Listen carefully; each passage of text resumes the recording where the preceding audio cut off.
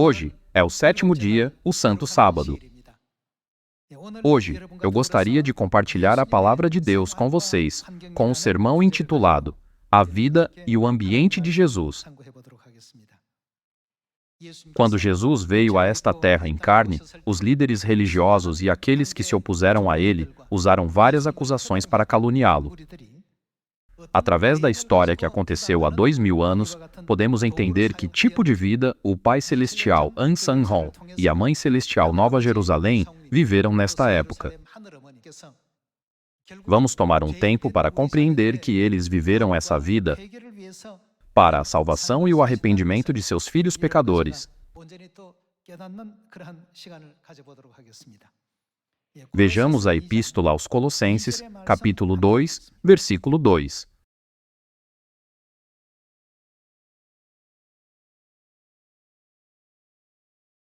Para que o coração deles seja confortado e vinculado juntamente em amor, e eles tenham toda a riqueza da forte convicção do entendimento, para compreenderem plenamente o mistério de Deus, Cristo, em quem todos os tesouros da sabedoria e do conhecimento estão ocultos. Assim digo para que ninguém vos engane com raciocínios falazes. Pois, embora ausente quanto ao corpo, contudo, em espírito, estou convosco, alegrando-me e verificando a vossa boa ordem e a firmeza da vossa fé em Cristo. De acordo com a Epístola aos Colossenses, capítulo 2, quem é o mistério de Deus? É Cristo. A Epístola aos Colossenses, capítulo 2, explica que devemos compreender corretamente Cristo e todos os ensinamentos de Cristo. Irmãos e irmãs, um mistério deve ser revelado para que muitas pessoas possam saber sobre ele? Não, não deve. Portanto, não era fácil compreender Cristo, o mistério de Deus, mesmo em sua primeira vinda. Vamos olhar o Evangelho de Mateus, capítulo 16, versículo 18.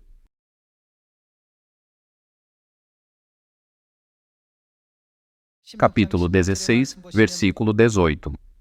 Também eu te digo que tu és Pedro, e sobre esta pedra edificarei a minha igreja, e as portas do inferno não prevalecerão contra ela. Dar-te-ei as chaves do reino dos céus, o que ligares na terra terá sido ligado nos céus, e o que desligares na terra terá sido desligado nos céus. Então, advertiu os discípulos de que a ninguém dissessem ser ele o Cristo.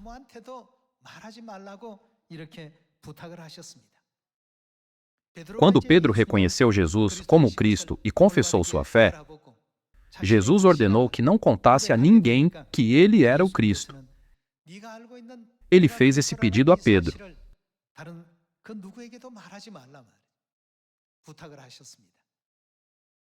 Assim, quando Cristo veio a esta terra, o que ele fez com sua identidade?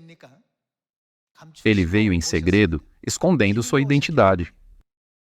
A vida e o ambiente de Cristo que veio em segredo não eram algo que todos podiam entender e aceitar facilmente. Quando refletimos sobre o fato de que Deus veio em segredo, vestiu o tabernáculo de carne e viveu uma vida como a nossa, mesmo em circunstâncias extremamente difíceis de aceitar, chegamos a compreender que, por trás de tudo, estava o grande propósito de Deus para a nossa salvação. Diante disso, acredito que devemos tomar um tempo para olhar para os nossos pecados como pecadores celestiais que fizeram Deus viver essa vida e assim realmente nos arrepender. Então, quem é Jesus que veio a esta terra? Vamos ver o livro de Isaías, capítulo 9.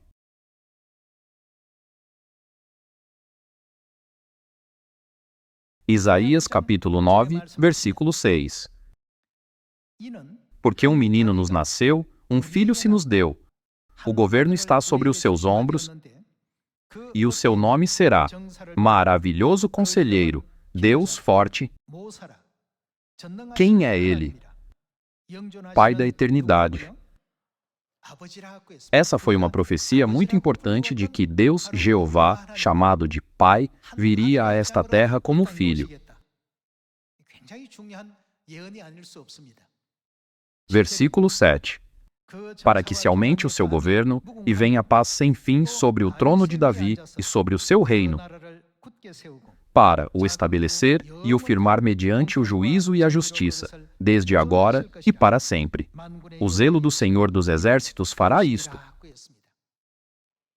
O profeta Isaías até profetiza sobre o nome da cidade onde Deus virá e realizará a sua obra quando ele vier a esta terra como um menino, como um filho. Vamos avançar para o capítulo 9, versículo 1. Mas, para a terra que estava aflita, não continuará a obscuridade. Deus, nos primeiros tempos, tornou desprezível a terra de Zebulon e a terra de Naftali. Mas, nos últimos, tornará glorioso o caminho do mar, além do Jordão, onde tornará glorioso? Galiléia dos gentios. O povo que andava em trevas viu grande luz, e aos que viviam na região da sombra da morte, resplandeceu-lhes a luz. Até mesmo os detalhes sobre a região da Galiléia, onde Jesus viria trajando o tabernáculo de carne e realizaria o seu ministério, foram profetizados cerca de 700 anos antes da sua vinda. Na Epístola aos Colossenses, capítulo 2, versículo 2, Deus diz que é muito importante conhecer e entender Cristo, o mistério de Deus. Jesus perguntou a Pedro: Tu, quem dizes que eu sou? Pedro respondeu: Tu és o Filho do Deus vivo. Quem é o Filho de Deus, de acordo com o livro de Isaías, capítulo 9? Assim, ele quis dizer: Tu és Deus Pai. Jesus respondeu: Bem-aventurado és, Simão Barjonas, Deus revelou isso a você. Não foi por isso que Jesus disse: Dar-te-ei as chaves do reino dos céus? Ele então ordenou que não contasse a ninguém que ele era o Cristo. Essa é uma das razões pelas quais a vida de Deus, Cristo, que veio a esta terra, nunca poderia ser revelada da maneira que o mundo imagina, cheia de fama e esplêndida glória. Aos olhos das pessoas do mundo, havia chances de encontrar falhas neste ou naquele assunto. Contudo, quem ele é em essência? Ele é Deus forte e o Pai da eternidade. Vamos ver que tipo de vida Deus forte, Pai da eternidade, viveu quando veio a esta terra. Vamos abrir o Evangelho de Lucas, capítulo 11, juntos.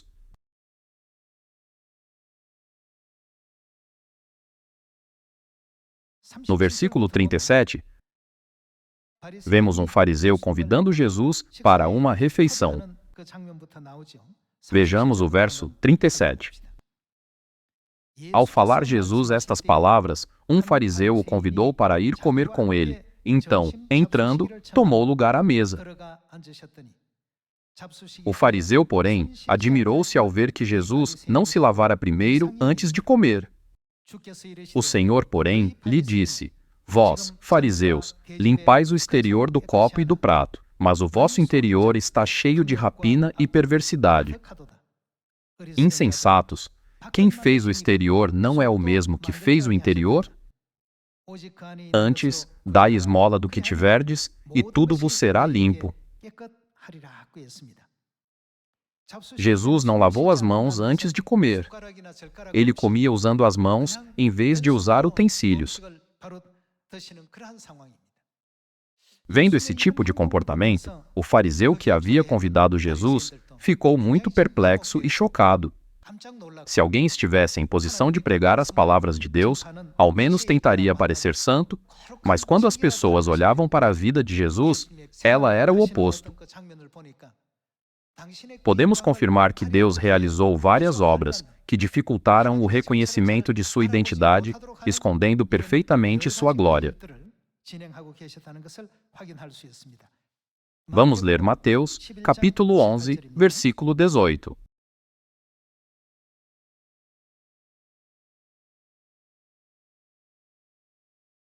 Pois veio João, que não comia nem bebia, e dizem: tem demônio. Veio o Filho do Homem, que come e bebe, e dizem: eis aí um glutão e bebedor de vinho, Foi assim que descreveram Jesus. O povo o descreveu como um glutão. Em outras palavras, queriam dizer que Jesus não comia com dignidade, mas devorava sua comida com avidez. Eis aí um glutão e bebedor de vinho, amigo de publicanos e pecadores. Antigamente, os publicanos e os pecadores eram considerados de uma classe muito baixa. Mesmo pessoas comuns não se associavam com essas pessoas, mas a Bíblia diz que Jesus os considerava seus amigos. Porque o Deus mais nobre, santo e glorioso veio a esta terra em carne e viveu uma vida humana,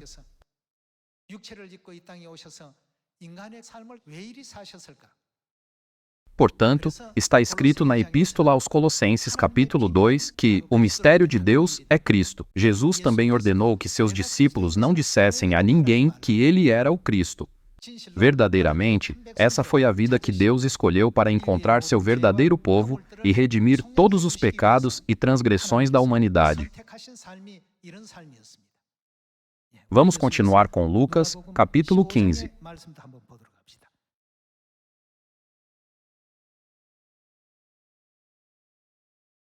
Vamos ver Lucas, capítulo 15, versículo 1.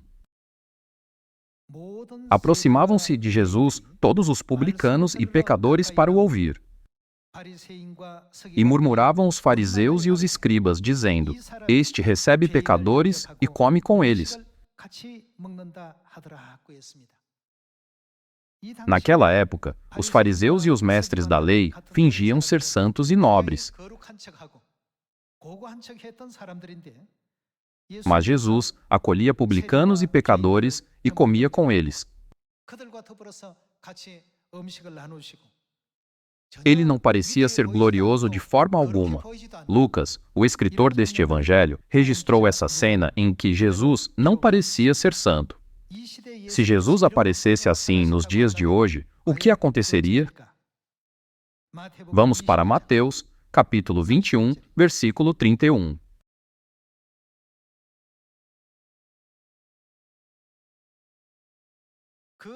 Qual dos dois fez a vontade do Pai? Disseram: o segundo. Declarou-lhes Jesus: em verdade vos digo que publicanos e meretrizes vos precedem no reino de Deus. Jesus passou ensinando que aqueles que eram os mais desprezados e os mais desfavorecidos e eram tratados como menos que humanos naqueles dias, seriam os primeiros a entrar no reino de Deus. Irmãos e irmãs, apenas imaginem isso. Porque Cristo viveu essa vida escondendo a glória de Deus. Quando refletimos sobre esse assunto profundamente em nosso coração, mais uma vez, chegamos à conclusão de que Deus andou por esse caminho da vida para a salvação da humanidade, ou seja, para a nossa salvação. Assim como está escrito em Isaías capítulo 53, foi por causa das nossas transgressões e iniquidades. Se não tivéssemos pecado no céu, isso nunca teria acontecido com o nosso Deus. Nosso Deus Pai Todo-Poderoso deu esperança até mesmo para aqueles que eram pobres, humildes, fracos e tratados como menos que humanos pelo mundo, e os despertou para a verdade de que o reino dos céus existe. Porém, os fariseus e os mestres da lei rejeitaram, caluniaram, zombaram, cuspiram e crucificaram o próprio Deus que afirmavam adorar quando ele veio a esta terra. Eles pegaram pedras para apedrejá-lo, dizendo: Tu, sendo mero homem, te fazes Deus, cometendo todo tipo de obras perversas e atrocidades contra ele. Se Deus tivesse vindo a esta terra, montado nas nuvens do céu ou em carruagens de fogo celestiais, acompanhado por dezenas de milhares de anjos, será que os fariseus, os escribas e os líderes religiosos daquela época teriam ousado tratar Jesus da maneira que eles o trataram? Já que Jesus veio em uma posição humilde, as pessoas não o reconheceram e o trataram dessa forma. Quando Pedro o reconheceu, Jesus disse: Não diga a ninguém que eu sou o Cristo. É porque eu vim a esta terra em segredo. Vamos ver a segunda epístola aos Coríntios, capítulo 4, versículo 4.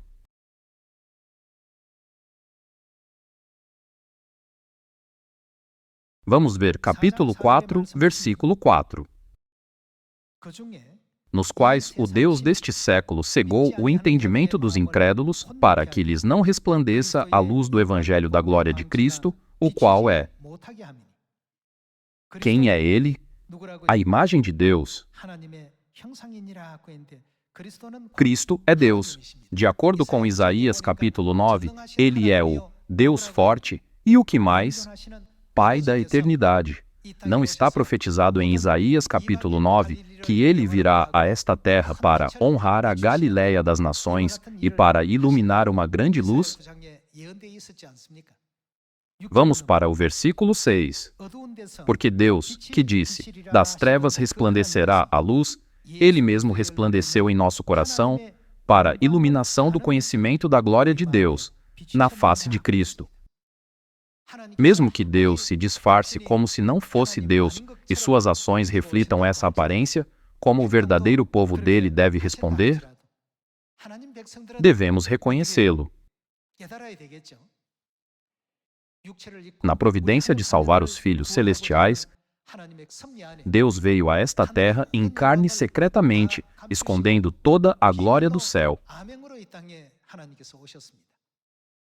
Naquela época, havia pessoas que reconheciam Deus e outras que se afastavam dele. Havia uma multidão de 5.000 que o seguia, mas o que João, capítulo 6, versículo 66, diz que eles fizeram? Está escrito que muitos dos seus discípulos o abandonaram, mesmo que o próprio Deus tenha vindo, dado a eles seus ensinamentos e realizado sinais milagrosos que estavam além da imaginação deles. Eles se afastaram dele porque ele não cumpriu o desejo deles. Esse tipo de situação é mencionado muitas vezes no Evangelho. Como era o ambiente na época de Jesus e que tipo de vida ele teve quando veio a esta terra? No entanto, os discípulos Pedro, João e Tiago seguiram os ensinamentos de Jesus Cristo e permaneceram com ele até o fim. É por isso que Jesus disse: "Não vos escolhi"? Podemos encontrar a cena da alegria de Jesus no Evangelho de João, capítulo 6. Nesta época, se o próprio Jesus viesse nos ensinar, poderíamos pensar que diríamos Amém e o seguiríamos 100%. Mas não é bem assim. Vejamos João, capítulo 6, versículo 66.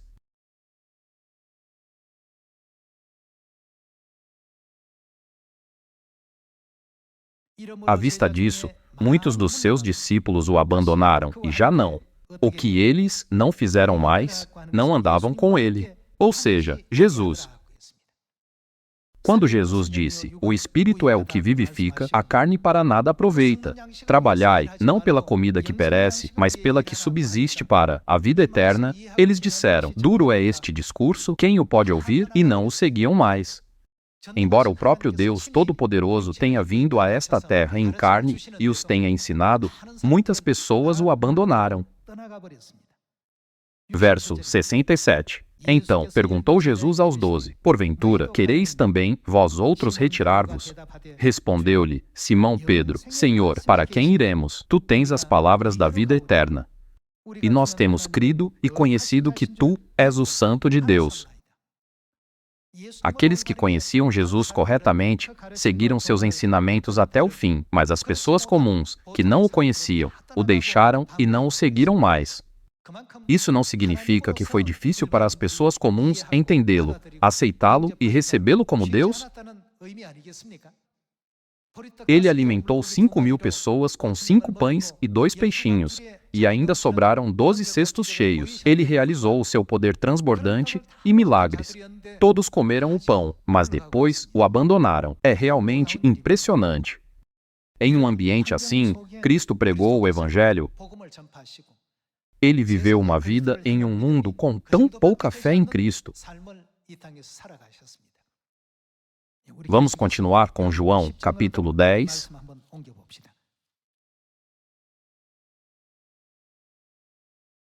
João, capítulo 10, versículo 30. Eu e o Pai somos um. Novamente, pegaram os judeus em pedras para lhe atirar. Disse-lhes Jesus: Tenho-vos mostrado muitas obras boas da parte do Pai, por qual delas me apedrejais? Responderam-lhe os judeus: Não é por obra boa que te apedrejamos, e sim por causa da blasfêmia. Pois, sendo tu homem, te fazes Deus a ti mesmo. Jesus é Deus ou não? O profeta Isaías claramente nos mostra que, embora Jesus nasça nesta terra como um menino, como um filho, sua verdadeira identidade é Deus forte, Pai da eternidade. Porém, devido às circunstâncias daquela época, as pessoas se perguntavam: como um mero homem pode ser Deus? Embora ele tenha sido tratado assim, ele apenas focou na nossa salvação e trilhou o caminho da nova aliança, carregando o fardo de todos os pecados do mundo até que seus filhos fossem salvos. Nunca devemos nos esquecer da graça, do amor, do sacrifício e da devoção de Deus. Porém, houve algumas pessoas descaradas que tentaram apedrejá-lo. Vamos para o capítulo 6. Evangelho de João, capítulo 6, versículo 41. Murmuravam, pois, dele os judeus, porque dissera: Eu sou o pão que desceu do céu. E diziam: Não é este Jesus, o filho de José? Acaso não lhe conhecemos o pai e a mãe? Como, pois, agora diz: Desci do céu? Jesus não desceu do céu? Os judeus não reconheceram Deus que desceu do céu a esta terra em forma humana. Ele veio a esta terra pelo corpo de uma mulher chamada Maria. Eles pensaram: seu pai é José, e todos nós conhecemos seus pais. Como pode ele dizer essa mentira de que desceu do céu?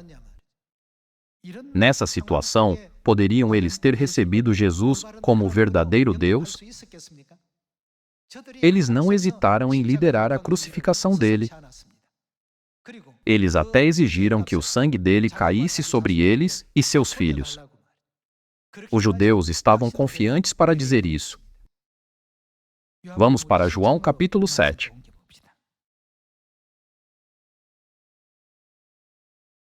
Vamos ler João capítulo 7, versículo 14.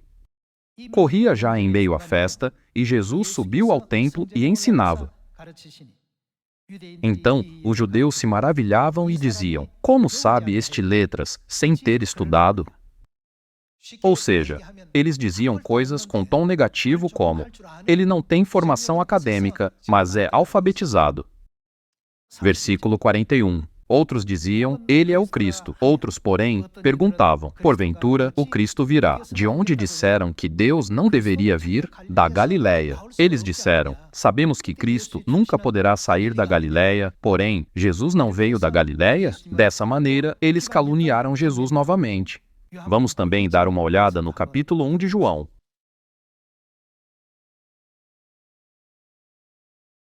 Vejamos o versículo 43. No dia imediato resolveu Jesus partir para a Galileia e encontrou a Filipe, a quem disse: segue-me. Ora, Filipe era de Betsaida, cidade de André e de Pedro. Filipe encontrou a Natanael e disse-lhe: achamos aquele de quem Moisés escreveu na lei e a quem se referiram os profetas, Jesus, o Nazareno, filho de José. Perguntou-lhe Natanael: de Nazaré pode sair alguma coisa boa? Podemos entender que Nazaré, onde Jesus pregou o Evangelho, não era uma boa cidade, nem um lugar de boa reputação. Pode vir alguma coisa boa de Nazaré? Como podemos ver, a vida e o ambiente de Jesus foram suficientes para esconder a glória de Cristo. Ninguém conseguia aceitar Jesus como Messias, Deus ou Cristo em um ambiente assim. Por isso, o que foi que Jesus disse? Vamos ver Mateus, capítulo 11.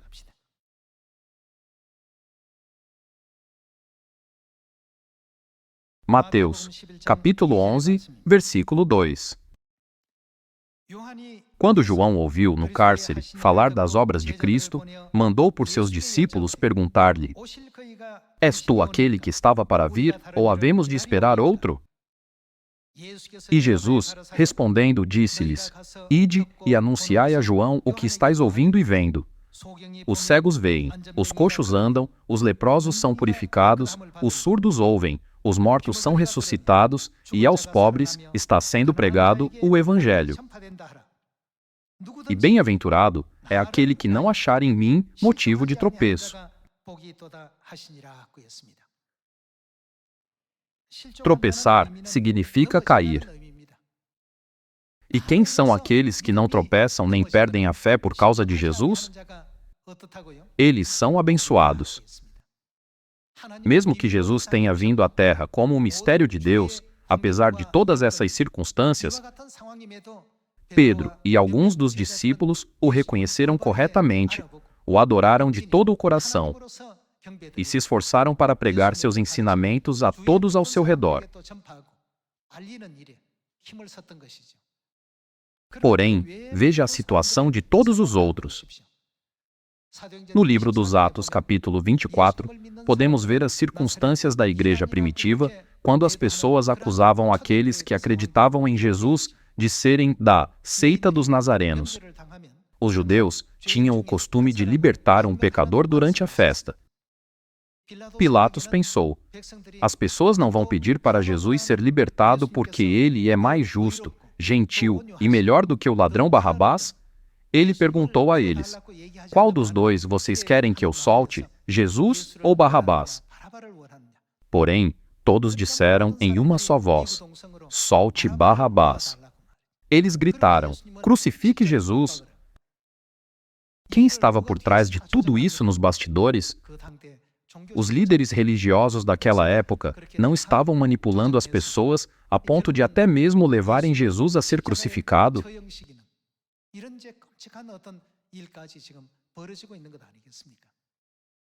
Enquanto Jesus carregava a cruz, as pessoas lançavam todo tipo de insulto a ele sem hesitar. Os soldados tiraram sorte sobre as suas vestes. Alguns cuspiram nele, outros o vendaram e o golpearam com os punhos. Se Deus tivesse revelado o esplendor de sua glória original para que a humanidade pudesse vê-la, essas coisas nunca teriam acontecido. Porém, ele escondeu toda a sua glória. No meio disso, havia aqueles que apenas se atentavam às palavras da vida eterna que saíam de sua boca e o seguiam. Nunca devemos esquecer que Deus tinha o propósito de encontrar esse verdadeiro povo de Deus. Ao dizer, não podemos retribuir a graça do Pai Celestial e da Mãe Celestial, devemos viver uma vida de arrependimento, dando graças ao Pai e à Mãe que vieram a esta terra para nos salvar. Portanto, quero que saibam que a oração de arrependimento é mais aceitável a Deus do que a oração pedindo algo.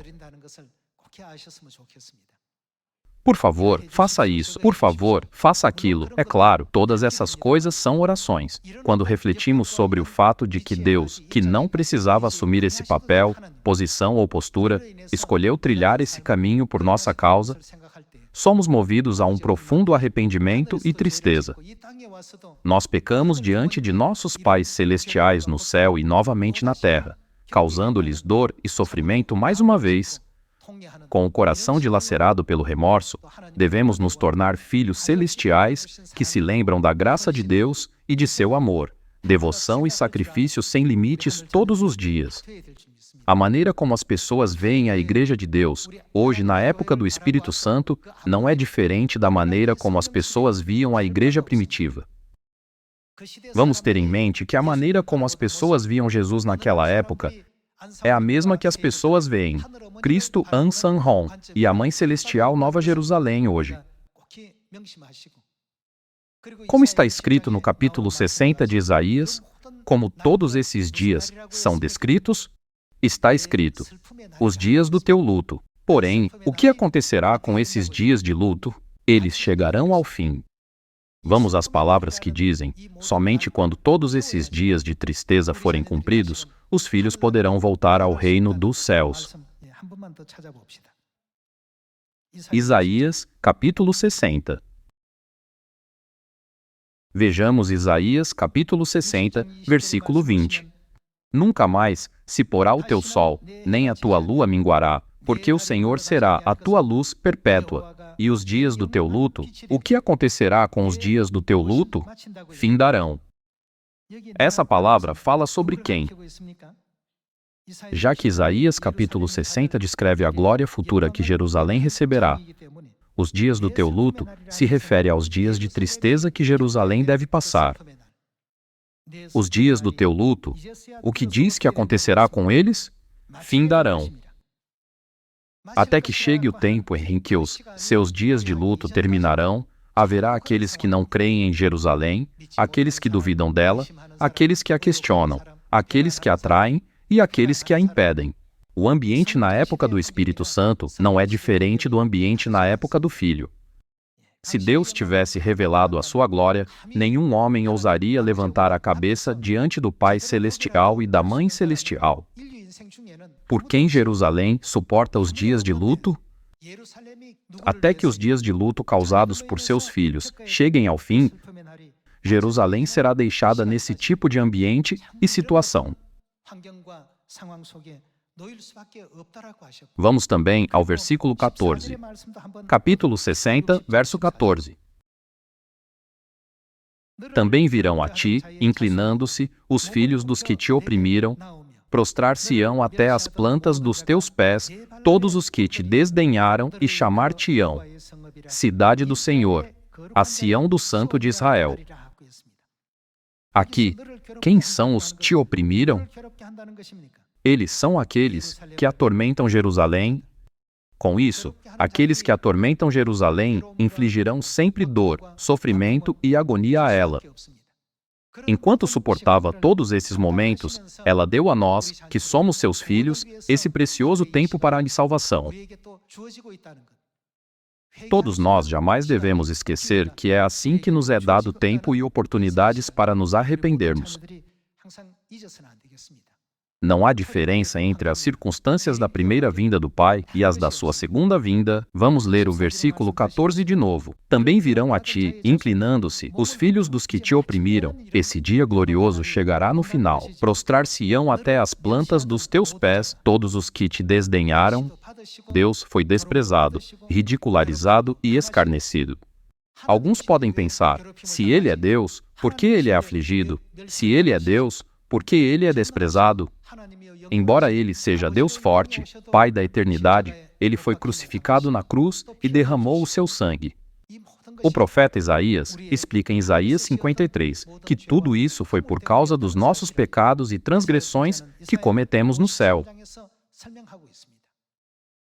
É o mesmo com a Jerusalém. Ela é afligida e desprezada. Porém, todos os que te desprezam se curvarão aos teus pés e te chamarão de Sião do Santo de Israel. Isso é o que a Bíblia profetiza. Jesus também disse que, já que se cumpririam as Escrituras que dizem que deve acontecer dessa forma, essa situação seria inevitável.